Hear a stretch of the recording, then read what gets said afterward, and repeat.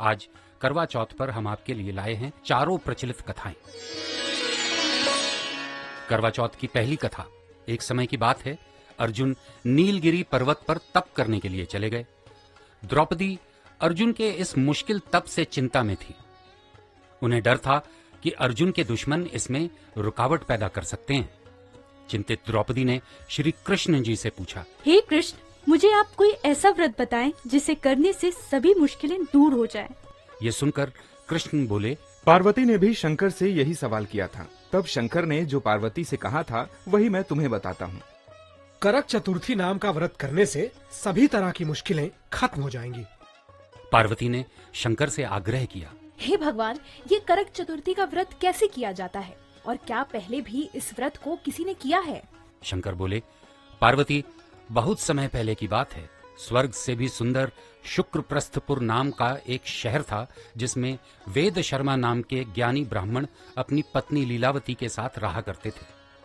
उनको महापराक्रमी 7 बेटे और संपूर्ण लक्षणों से युक्त वीरवती नाम की एक बेटी हुई।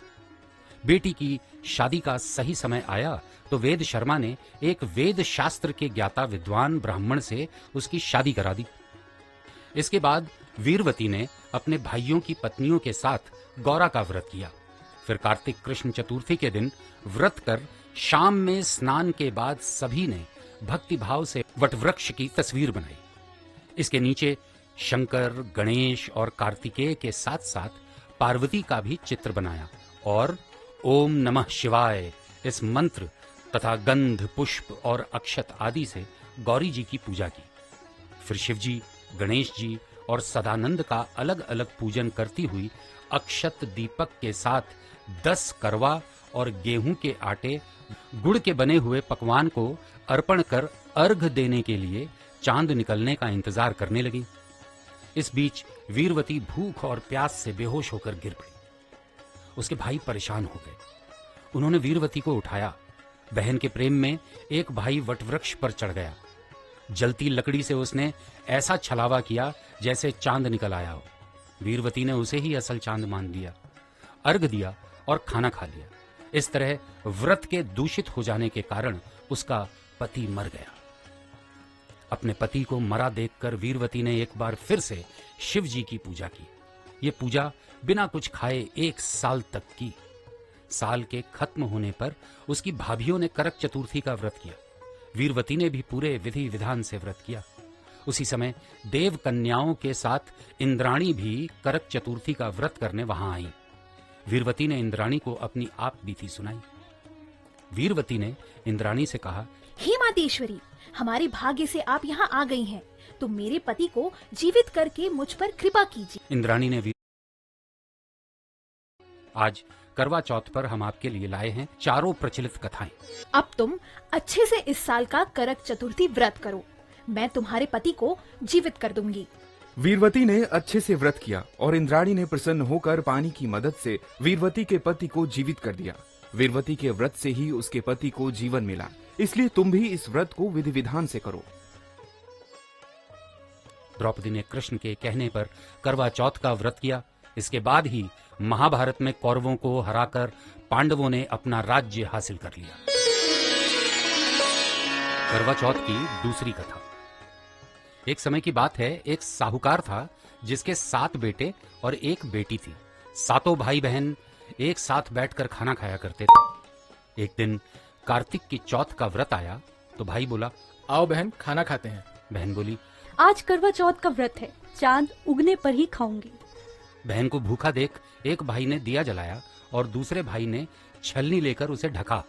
ये नकली चांद दिखाकर बहन से कहने लगा, चल, चांद उगाया है, अर्घ दे ले। बहन ने अपनी भाभियों से अर्घ देने को कहा तो उन्होंने जवाब दिया, तुम्हारा चांद उगा होगा, हमारा चांद तो रात को उगेगा। बहन ने अकेले ही अर्घ दे दिया और खाना खाने लगी।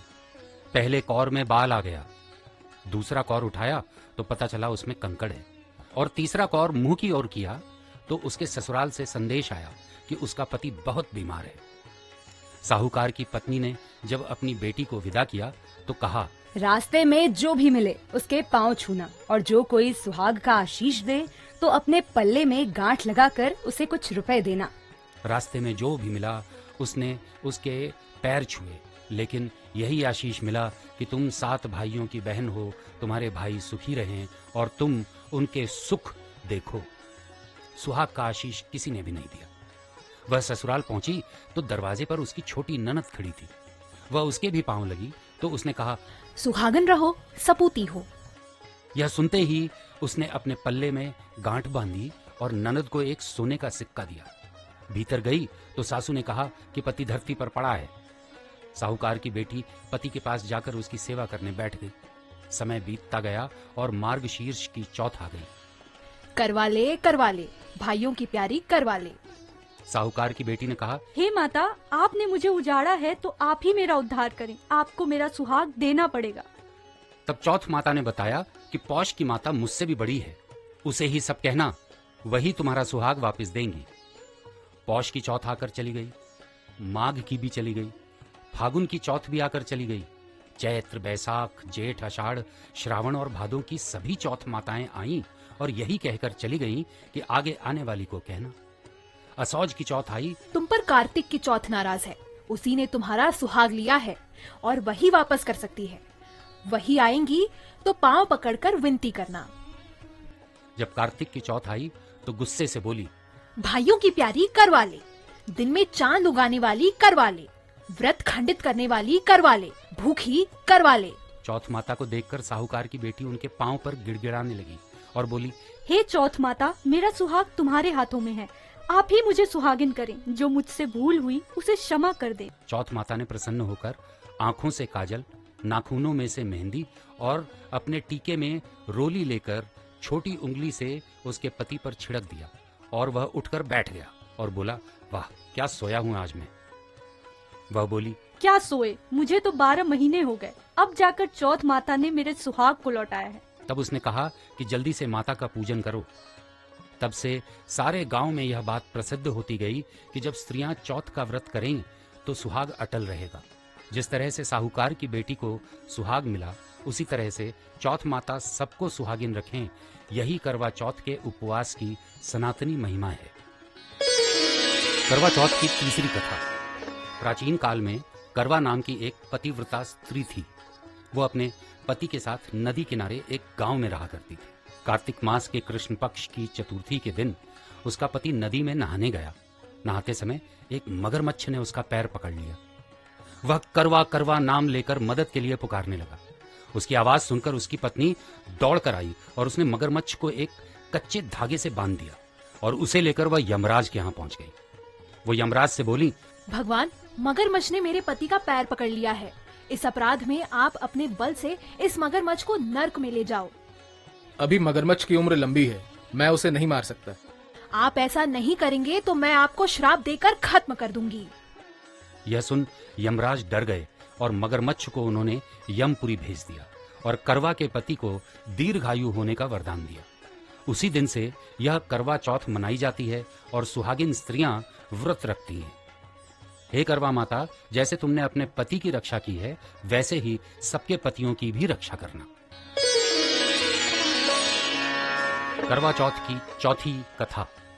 एक ब्राह्मण परिवार में 7 बहुएं थीं। 6 बहुओं के मायके वाले बहुत अमीर थे। इसी कारण ससुराल में उनका बड़ा मान था। लेकिन छोटी बहू के मायके में कोई नहीं था। वह घर का सारा काम काज करती, सबकी सेवा करती, पर कोई भी उससे स्नेह नहीं करता था। तीज त्योहार पर भी जब उसके मायके से कोई ना आता तो वह बहुत दुखी होती थी। हर साल की तरह इस साल भी करवा चौथ का व्रत आया। अन्य बहुओं के मायके से उनके भाई करवा लेकर आए, पर छोटी बहू के मायके में कोई होता तब तो करवा लाता। सासू भी छोटी को ही खरी खोटी सुनाया करती थी। वह दुखी होकर घर से निकल पड़ी और जंगल में जाकर रोने लगी। एक नाग बहुत देर से उसका रोना सुन रहा था। अंत में वह अपने बिल से निकला और पूछा, बेटी क्या बात है, तुम क्यों रो रही हो?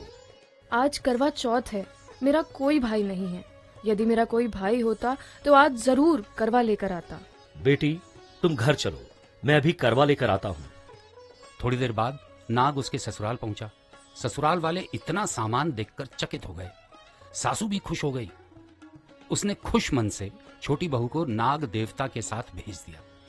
नाग देवता ने छोटी बहू को अपना सारा महल दिखाया और कहा, जितने दिन चाहे आराम से रहो, मन चाहा खाओ, मन चाहा पहनो, पर एक बात याद रखना, सामने रखी नांद को कभी मत खोलना।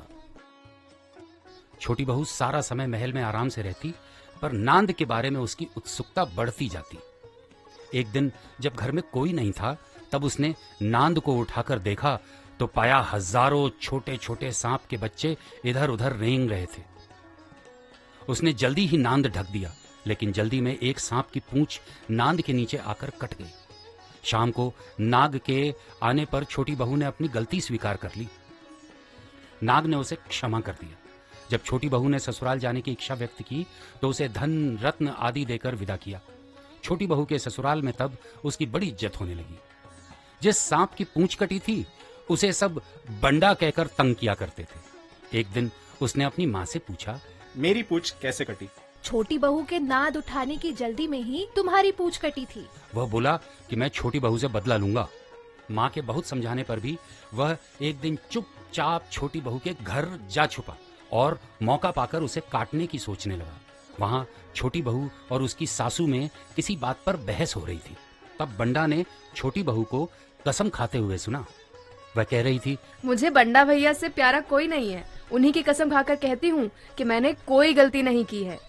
बंडा ने जब सुना तो सोचने लगा कि जो मुझसे इतना प्यार करती है, मैं उसे ही काटने आया हूँ। वह चुपचाप वापस चला गया। माँ ने पूछा, आ गए बहन से बदला लेकर? बहन से कैसा बदला माँ? तभी से बंडा प्रतिवर्ष चौथ के दिन करवा लेकर जाता और बहन बड़े प्यार से करवा चौथ का व्रत करती। तो ये थी करवा चौथ की 4 व्रत कथाएं। और भी